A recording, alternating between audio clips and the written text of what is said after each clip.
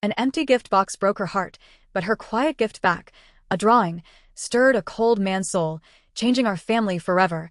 I will never forget the sound of the wrapping paper tearing. It was the only thing anyone could hear. No music, no laughter, just that quiet crinkle as my daughter Lily carefully unwrapped her gift, her tiny fingers tugging at the corners like it was the most precious thing in the world.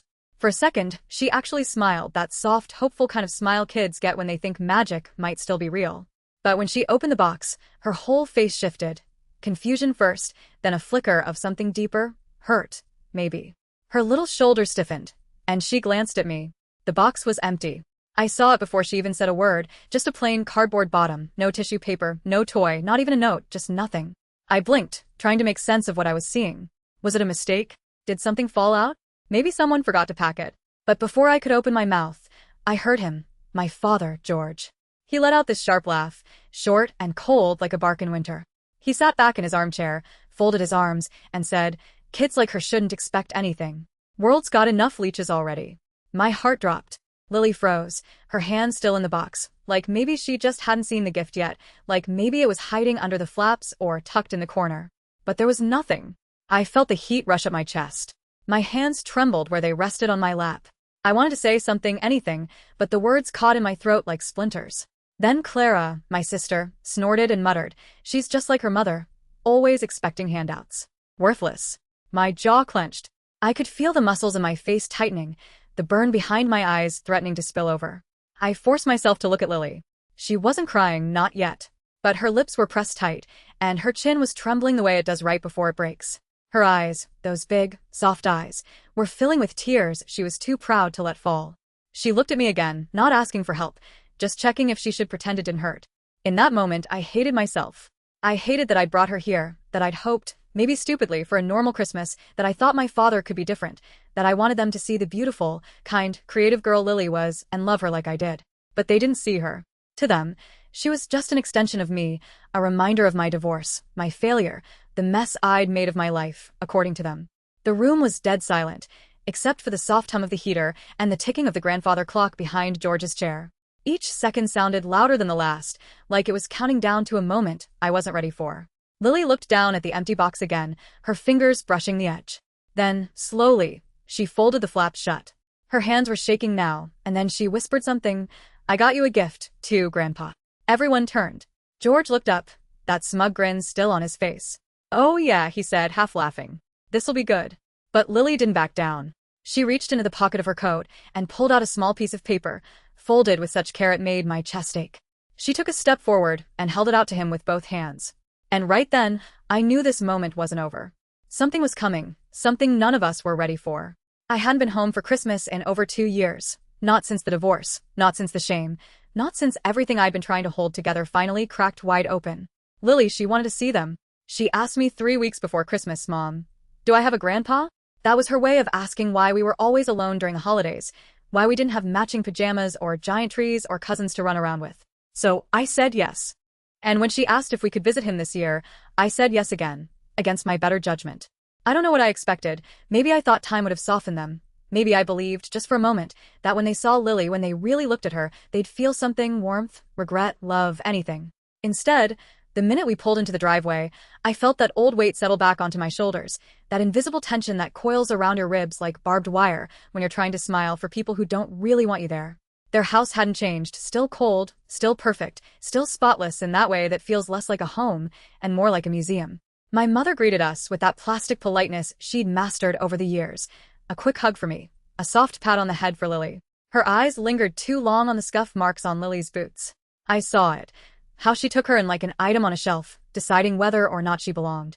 Clara barely looked up from her phone when we walked in, offering Lily a half-hearted hey before going right back to scrolling. I could already feel my stomach tightening. And then there was George, my father, in his usual chair by the fireplace, whiskey glass in one hand, TV remote in the other. He didn't even stand up, just gave a nod and muttered, "Didn't think you'd actually show up." That was his way of saying hello. Lily gave him a shy wave, her mittened fingers poking through the wool. "Hi, Grandpa," she said softly, like she was testing the word out loud for the first time. He grunted. I don't know why I still hoped for more, maybe because Lily was trying so hard. She'd made little drawings for everyone, carefully colored, folded, and tucked into envelopes with their names on the front. She even asked me how to spell to my Aunt Clara because she wanted it to be perfect. She worked on them every night for a week. I wanted this to be special for her. I wanted her to feel like she had a family, even if they were far from perfect. I scraped together what I could from tips and extra shifts just to buy her one nice outfit, a little gift to open, and enough gas to get us there. That morning, as I tied her scarf, she looked up at me and said, "Do you think they'll like my drawings?" And I said, "Sweetheart, they're going to love them." But in the pit of my stomach, I already knew the truth. I was bringing her into a house where kindness was currency they never gave out for free, where smiles were measured and love had conditions. Still, I tried. I told myself this was about Lily, not me, that I could keep my chin up, play nice, pretend for one day that everything was okay. But as I watched her heart quietly break in front of them over something as cruel as an empty gift box, I realized they hadn't changed, and I wasn't sure they ever would. Lily handed out her little envelopes like they were treasures. She moved through the room so gently, like she was afraid to disturb anything. Each envelope had a name on the front, written in her careful, blocky handwriting. She gave one to my mother first, then Clara, then even my brother James, who'd barely spoken a word since we walked in. When she got to George, she paused for just a second, long enough that I held my breath. But she smiled, lifted the envelope, and said, "Merry Christmas, Grandpa." He didn't look up from the television, just held out a hand like she was delivering the mail, not offering a piece of herself. She moved back to the couch and sat beside me, her face still lit up, hopeful. She had no idea how cold the room had gotten. Then George picked up a large box from beneath the tree, wrapped in silver paper, topped with a red bow, almost too neatly. He held it out toward Lily with a grunt. Her eyes widened. "For me?" He shrugged. "Says your name, doesn't it?" She looked at me first, like she needed permission. I nodded, even though something in my gut twisted. She scooted to the floor and pulled the box into her lap, her small hands running over the paper like it was sacred. I watched her savor every moment, the untapping of each edge, the careful unfolding. She wanted to remember it. Then the lid came off. She peered inside, and I saw it happen the exact second she realized it was empty. Her face didn't crumple, not right away. Instead, her eyebrows pulled together in confusion. She reached in, as if something might be stuck at the bottom. She looked up at me, uncertain. There was nothing in the box. Nothing. George laughed loudly this time. "What? You were expecting something real?" He scoffed, leaning back. "World doesn't give you gifts for just showing up, kid." Lily blinked, her hands froze. I couldn't move. Then Clara, always waiting for a moment to cut deeper, chimed in from her corner of the couch. "Well, she is just like her mom, always expecting people to hand her things. It's no surprise." I felt it in my chest like a punch. I turned to her. "Clara, don't." She raised a brow, smirking. "What?" "It's true." Lily was silent now, the box still resting in her lap, flaps wide open, exposing the nothing inside. The room had turned on her, and I saw her realize it. I hated them. I hated them for making her feel small, for making her question her worth, for laughing like it was all a joke. I reached for her, but she didn't move. She just kept staring at the box, like it might somehow fill itself if she waited long enough. Inside, I was screaming, "Say something, stand up, defend her." But I didn't want to make a scene, not in front of her. That's the thing about being in families like this. You learn to freeze when things get cruel, you learn to smile through clenched teeth, and I'd spent so many years doing just that it almost felt normal. But it wasn't normal. Lily was only 7. She didn't know how to put on a mask yet. She didn't know how to swallow that kind of pain. Then she looked up at George. Her voice was quiet, barely more than a whisper, but it cut through the room like a bell. "It's okay," she said. "I got you a gift too, Grandpa." And just like that, the whole room shifted. No one spoke. No one laughed. She reached into her coat pocket, and I realized something was about to happen that none of them would forget. I stared at her, completely still, as Lily reached into her coat pocket. The room had gone silent, so quiet I could hear the faint creak of the old floorboard under the Christmas tree with every slight movement. My own breath felt too loud in my chest. She pulled out a folded piece of paper. It looked small in her hands, fragile even, like something that could be crumpled and dismissed without a second thought. But she held it like it mattered, like it meant something. I whispered, "Lily, maybe not now." She turned to me, and there was something in her eyes I didn't recognize. Not sadness, not hurt, but calm, steady. She gave a little nod, the kind that said, "I have to do this." Then she turned to George. "I made this for you," she said. George didn't even lean forward. He just glanced at it with that same bored expression he always wore when someone dared ask him to feel something. "Oh yeah," he muttered, sipping his drink. "You draw me a snowman or something?" There was sarcasm in his voice, the kind he always used when he wanted to make you feel small without raising it. But Lily didn't flinch. She walked across the room and held it out to him with both hands.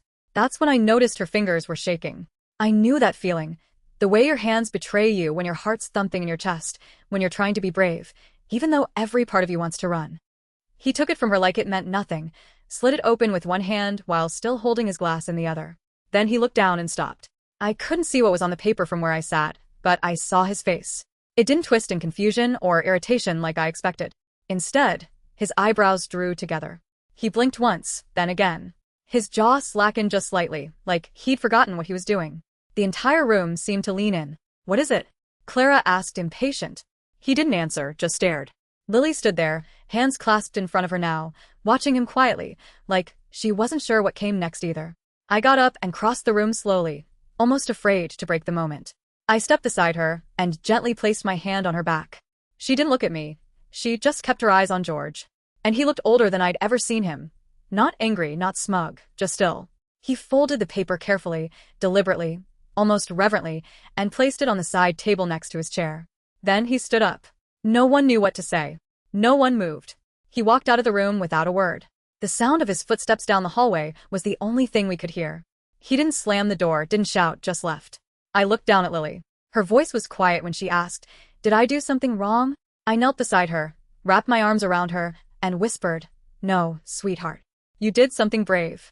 Clara muttered something under her breath, but this time, I didn't care. Because I knew whatever Lily had drawn, whatever she had written, it got through to him in a way none of us ever could. She didn't fight back with anger. She didn't cry or scream or run. She gave him a gift, one that reminded him he was still human, even if he'd forgotten. And I think, just maybe, that scared him more than anything else. I didn't see my father for the rest of the day. He didn't return to the living room, didn't come back for dinner, not even when my mother called out that dessert was ready in that overly sweet tone she used when pretending everything was fine. Lily didn't mention him again that evening. She played quietly with the ribbon from one of her other small gifts and helped me fold the wrapping paper scraps, like it was any other night, but I could tell her mind was somewhere else. Every now and then, her eyes would wander toward the hallway where George had disappeared, like she was waiting for something, but nothing happened. Not that day. We left early the next morning. I told them we had plans back in the city, but the truth was I couldn't bear to spend another second pretending. Clara didn't even get up to say goodbye. My mother handed me a foil-covered plate of leftover ham and told me to drive safe. No mention of what happened. No one asked how Lily was doing, and that somehow hurt even more. The ride home was quiet. Lily stared out the window, watching snow blur past the trees. I reached over and held her hand at one point. She squeezed back. I didn't bring up the drawing. I didn't want to make her explain something that was clearly so personal. I didn't want to pull apart whatever magic had lived in that moment. But I thought about it the whole drive home. What had she drawn that made my father, the man who once called me too soft for crying at a movie, turn pale and leave the room without a word? I found out 4 days later. It came in a small, unmarked box left on our porch. There was no return address, just Lily's name written in careful block letters across the top. She opened it slowly, like she wasn't sure if it was safe to hope. Inside was a tiny music box, old-fashioned, wooden, hand-carved edges with little roses painted around the lid. It played Somewhere Over the Rainbow when she turned the crank. And there was a note, just one line, handwritten in a shaky, unfamiliar scrawl, "To the bravest girl I know. Thank you for remembering her." No signature, but we didn't need one. Lily clutched the box to her chest, like it was made of gold. She didn't say anything at first. She just held it and smiled. I sat down next to her on the floor and finally asked Lily, "What did you draw for Grandpa?" She looked up at me and said it was a picture of him holding hands with Grandma and me. Her voice was soft. I told him I hope he smiles again one day because I remember how she made him laugh. My throat tightened. I didn't speak. I couldn't, because that was it. That was the part of him I'd forgotten even existed. The man who once smiled, once laughed, before grief hardened him, before the years made him cruel. Lily saw through all of that and gave him a piece of something he thought he'd lost forever. Not pity, not guilt, hope. She didn't try to fix him. She just reminded him that he used to be someone worth remembering. And in return, he gave her something, too. Maybe not love, maybe not forgiveness, but a beginning.